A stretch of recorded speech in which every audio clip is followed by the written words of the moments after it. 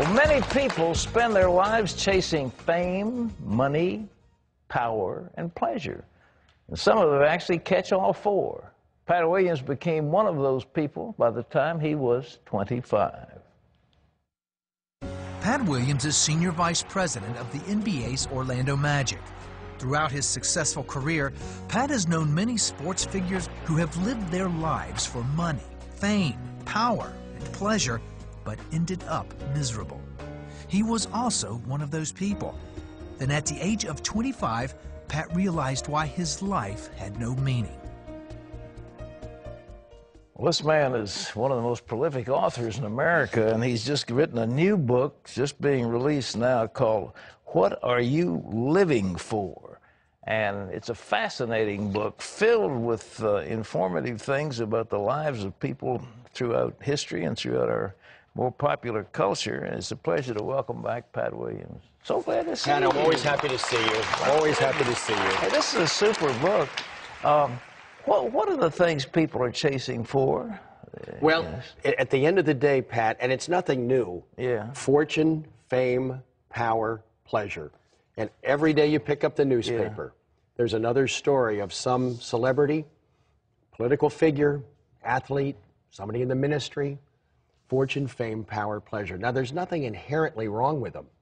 But if they became, those four things, or a combination of those, become the reason that you're on this earth, that's why you get up every day, I can tell you, it's going to leave you empty at the end of the day. You got a statement in here about Kobe Bryant. I mean, he's at the top of his game. And what do they say about him? Well, Kobe is certainly at the top of his game, and he was in that same pursuit. I opened the book with Josh Hamilton, the baseball player, Pat, and his pursuit of fortune, fame, power, and pleasure, and how it left him bankrupt. I tell a story about the late Pete Maravich, who I had for a year in Atlanta and traded him after that season. And fortune, fame, power, and pleasure was driving everything that Pete did.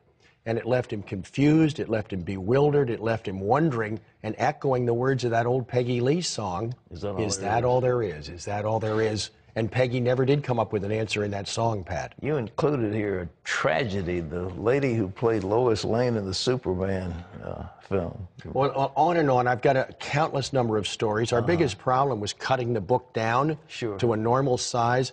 But I didn't want to leave people with a hopeless feeling. So midway in the book, and I talk about these four that we've just talked about, Pat, as chases. All right. A chase is kind of an out of control, maybe even without a goal. You're just out there doing it frantically. But in the middle of the book, I transitioned to four pursuits that really bring meaning and purpose and satisfaction to your life. And a pursuit is targeted. Right. There's discipline involved. There's a specific goal, the reason that you're living. And those four pursuits that we can talk about, Pat, really bring meaning and purpose. What are the pursuits? Well, the first one is the pursuit of character. All right. Honesty, integrity, personal responsibility, a work ethic, perseverance, a humble spirit. At the end of the day, when our lives end, our legacy is going to be our character. I mean, that's the thing that remains back here after we go to the grave. And so pursuing character every day is vital. It's not automatic. Right. And I don't care how long you live, you've got to be on top of that character issue every day. The second pursuit is the pursuit of influence. Every word that we say, every action we take with every human that we interface with is leaving an imprint on their life. And the influence that we have, even as normal people, is overwhelmingly powerful. Right. And we've got to be aware of that influence every day. The third pursuit is the pursuit of parenthood.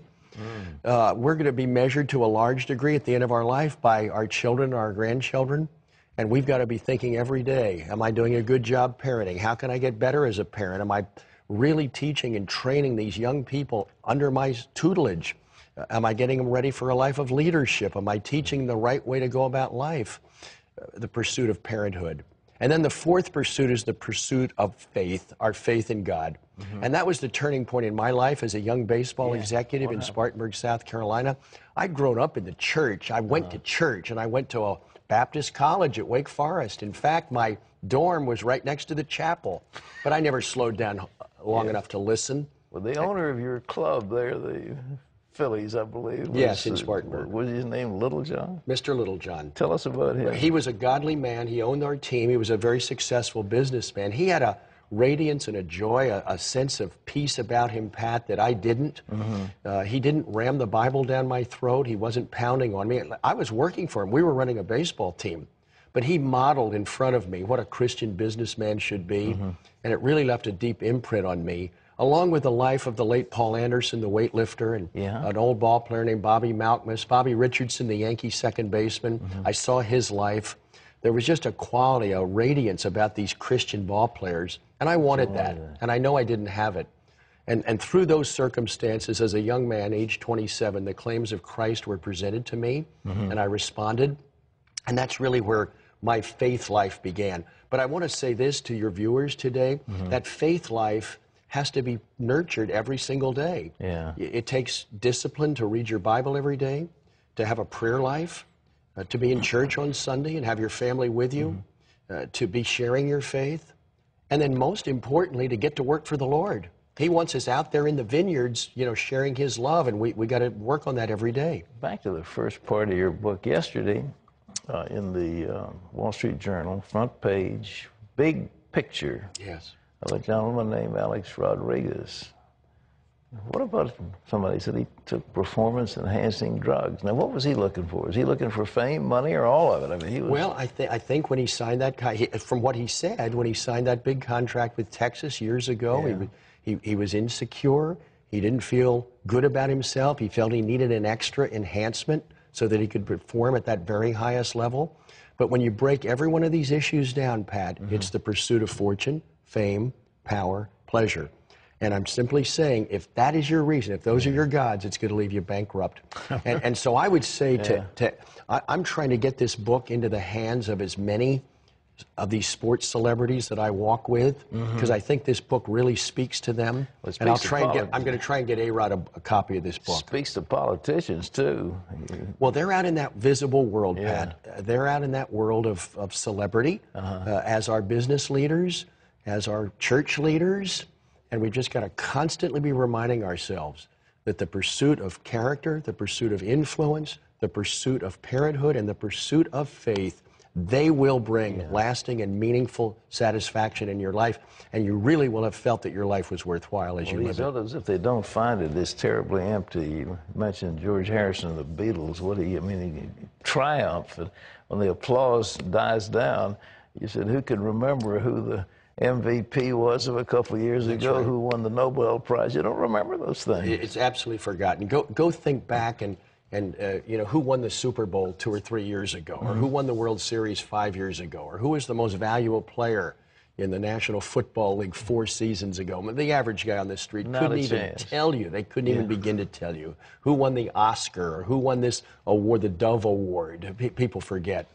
But those 4 real pursuits in life, Pat, and they're deliberate acts. You've got to sit down and say, these are the 4 areas I'm going to really build my life around. And then you'll find that life is worth living. I closed the book talking about death and how a great dear friend, Wendell Kempton, planned his funeral. He knew he was going to die, and I closed the book with Wendell actually planning his funeral. And we're all going to be in that position someday, and how do we want to be remembered, and how do we want our legacy to really be listed years from now? Now's the time to be working on that. Pat Williams, you're terrific. I don't know how you do it. You've got a huge family looking after all these children. I don't know, how many books is this? 20, 25? How many have you written? Pat, number 54 is coming out this spring. 54. I cut you in half. I'm sorry. Anyhow, this one is out right now. What are you living for? One of the most prolific authors, sports figure, general manager of a major NBA basketball team, and on and on and on. Pat Williams. But this is available where books are sold. What are you living for?